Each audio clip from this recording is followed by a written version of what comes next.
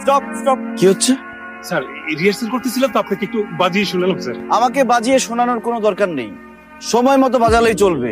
চাপ নেবেন না স্যার, এভরিথিং ইজ ওকে, 100% ওকে আছে স্যার। চলবে না, আমার 110% ওকে লাগবে। এটা আমার জীবনের সবচেয়ে বড় event. Everything should be neat and clean. Good. তাহলে আপনি ভিতরটা একটু দেখে আসেন, আমি এদিকটা দেখছি স্যার। কেন এসেছো তাও আজকের দিনে? আমি তো ইভেন্ট অর্গানাইজার হিসেবে এসেছি। কে জানতো আয়োজন করে আমি আমার পাখিকেই বিদায় দিয়ে এসেছি। আমি কোনো কাপুরুষ বেইমানের পাখি না। যেই দিন তুমি আয়োজন করে সবার সামনে আমাকে অপমান করে ছোট করে পালিয়ে গিয়েছিলে, সেই দিন থেকে তুমি আমার জীবনের মৃত। আমাকে তুমি জীবিতর কাতারে রাখবে নাকি মৃতের কাতারে রাখবে সে ডিসিশন তোমার। তো আমি পালিয়ে যাই।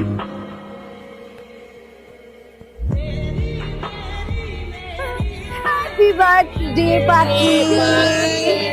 তোমরা এত কিছু কখন করলে? আমাদের যদি সাধ্য থাকতো জান্নাতটাকে তোমার জন্য আরো অনেক বড় জান্নাত বানাতাম। বাহ, খুব সুন্দর লাগছে তো। সবাই তো জমা পড়েছে। হ্যাঁ, কে দিল? কে আর দিবে? পরান পরান আসছে। Happy birthday. গত 10 বছরে এটা আমার জীবনের সবচেয়ে শ্রেষ্ঠ জন্ম। চাকরি বাকরি বাদ দিয়ে বার্থডে সেলিব্রেট করছো? যে মানুষ জান্নাতটাকে সত্যিকারের জান্নাতের মতো বানিয়ে রাখে, তার জন্মদিনে একটু আয়োজন না করলে হয় না? আপনি টিপ করেন না কেন? কপালটা খালি খালি লাগে আপনার জন্য। বাবা, হ্যাঁ। আজকে আমি অনেক খুশি। জানো, পরান আমার জন্য এত বড় একটা কেক এনেছে, বাচ্চাদের সবার জন্য নতুন জামা কিনেছে। ছেলেটার অনেক সুনাম শুনেছি, একদিন নিয়ে আয় না বাসায়। সেটা আনা যাবে। ওরা সবাই মিলে আমাকে এত সুন্দর করে একটা ট্রিট দিলো, ওদের তো আমাকে গিফট করতে মন চাচ্ছে। সমস্যা নেই, নর্মালের মধ্যে দিই। কেন নর্মাল দিবি কেন? তোর যেটা পছন্দ সেটাই দিবি। সত্যি বাবা? গিফট দেওয়া শেষ, আপনার গিফটটা? আমাকে তো গিফট দেওয়ার মানুষ নেই। হয়তো আছে, সে আপনার জন্য অনেক কিছু কিনেও রেখেছে। কিনেই যখন রেখেছে, তাহলে এখনো দেয়নি কেন?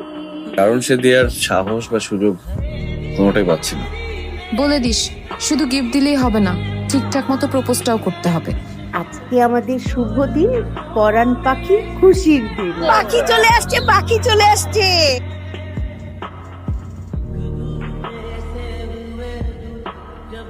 হ্যালো চাচা। হ্যালো বাবা পরান।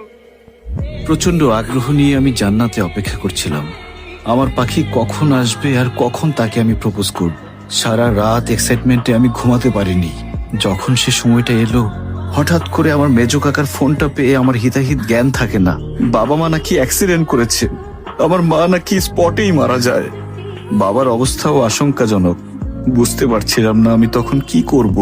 কেউ ছুটছে মায়ের লাশ নিয়ে, কেউ চিন্তা করছে বাবাকে নিয়ে। আমি সাথে সাথে দৌড়ে চলে যাই, বাবাকে সদর হাসপাতালে ভর্তি করি। মায়ের দাফন সেরে সোজা চলে যাই হসপিটালে। ডাক্তার বলল বাবার অবস্থাও আশঙ্কাজনক।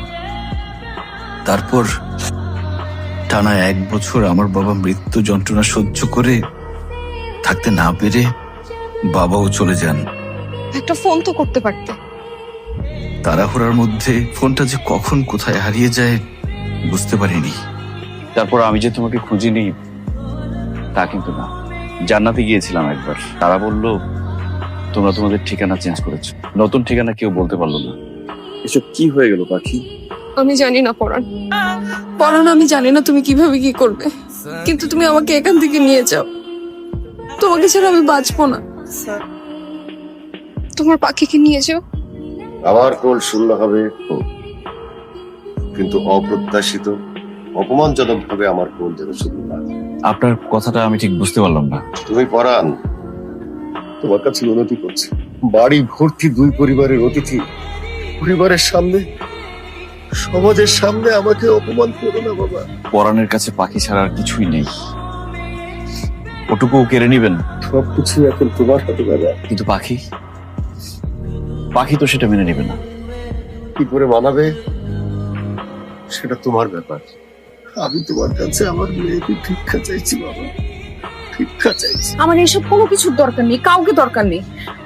আমি শুধু তোমাকে চাই পড়ার। বাড়ির সবাই হইহুল্লো করে ভোর রাতে ক্লান্ত হয়ে যাবে। আমাদের বাড়ির পিছনে একটা গলি আছে, তুমি একদম আজানের আগে সেখানে দাঁড়িয়ে থাকবে, আমি চলে আসবো। পাখি, আমারও তো ইচ্ছে করে তোমাকে নিয়ে অনেক দূরে কোথাও চলে যেতে, জনম জনম সেখানে থাকতে। আমি তোমার বাবার বুক থেকে পরম যত্নে তোমাকে নিতে চেয়েছি। এতদিন পর তোমাকে আমি পেয়েছি, তোমাকে আমি হারাতে চাই। চাইলেই তো সবকিছু হয় না। এই জগতের সবকিছুর বিনিময় হলেও আমি তোমাকে চাই। তুমি আমার হৃদয়ে আছো, কিন্তু ভাগ্যে নেই। মানে? পাখি, আমার পায়ে এক অদৃশ্য শিকলে বাঁধা, সেই শিকল ভাঙার ক্ষমতা আমার নেই। তুমি আমাকে মৃতের কাতারে রেখে দিও। বাবা, আমাকে খুব সুন্দর লাগছে তাই না? বাবা, আজকে তো আমার বিয়ে, আমার জীবনের সবচেয়ে আনন্দের দিন, অথচ দেখো আজকের দিনে আমি আমার চোখের পানি আটকাতেই পারছি না। চোখের পানি বড়ই অদ্ভুত রে মা। অন্তর না কাঁদলে চোখ ভেজে না। সন্তানের চোখের পানি বাবা মায়ের জন্য অনেক কষ্টের। আমি তো আজীবনের কান্না সইতে পারবো না রে মা।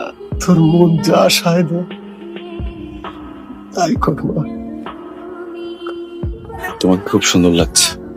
তোমাকে দেওয়ার মতো কোনো কিছুই অবশিষ্ট নাই আমার।